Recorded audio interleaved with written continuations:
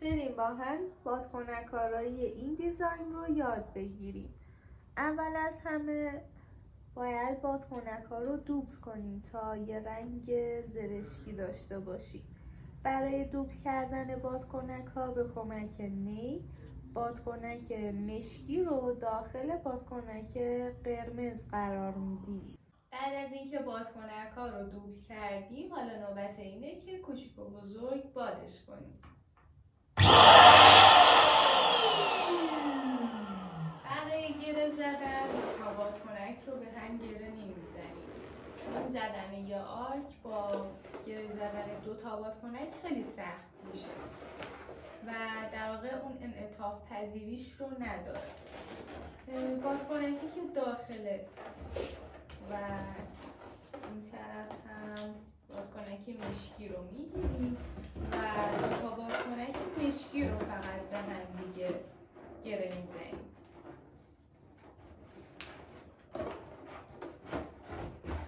این شکلی کار بادکنک آراییمون خیلی راحت تر میشه.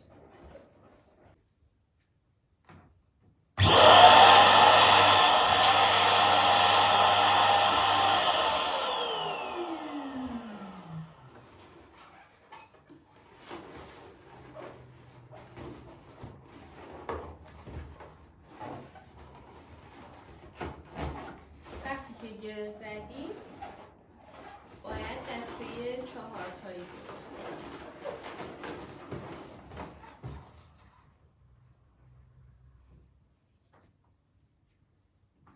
بادکنک 6 اینچ معمولاً یکم سخت باد میشه. کافیه که یکم دم بادکنک رو بکشیم تا باد بشه.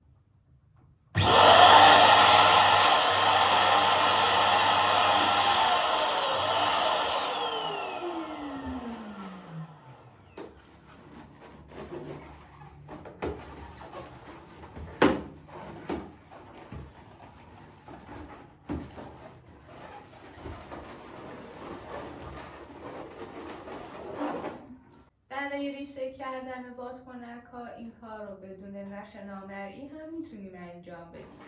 کافیه که همین شکلی که دسته های 4 تایی درست کردیم همین روند رو ادامه بدیم تا یه دسته بزرگتر داشته باشیم.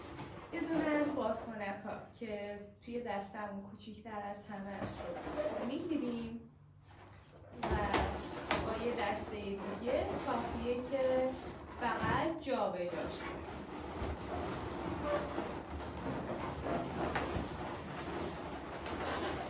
این کار جا به جا کردن رو 2 الی 3 بار انجام بدیم و بعد از اون ریسه رو مرتب کنیم.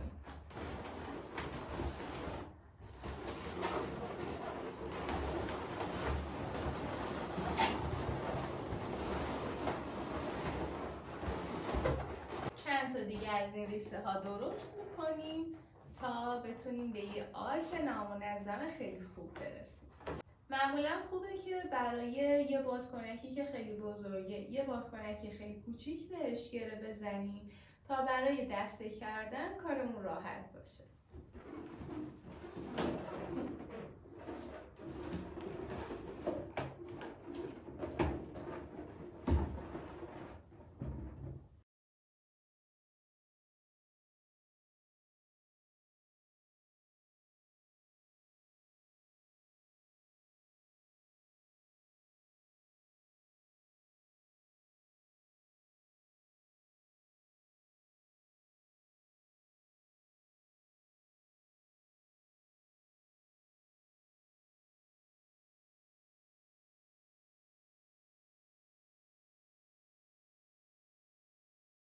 ریسه کردن بادکنک رو تا جایی ادامه میدیم که اندازه استندمون بشه.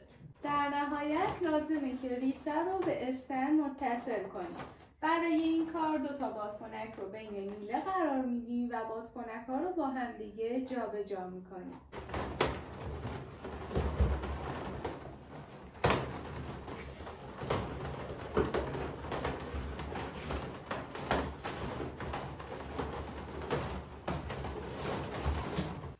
اینم از نتیجه بادکنک آرایی.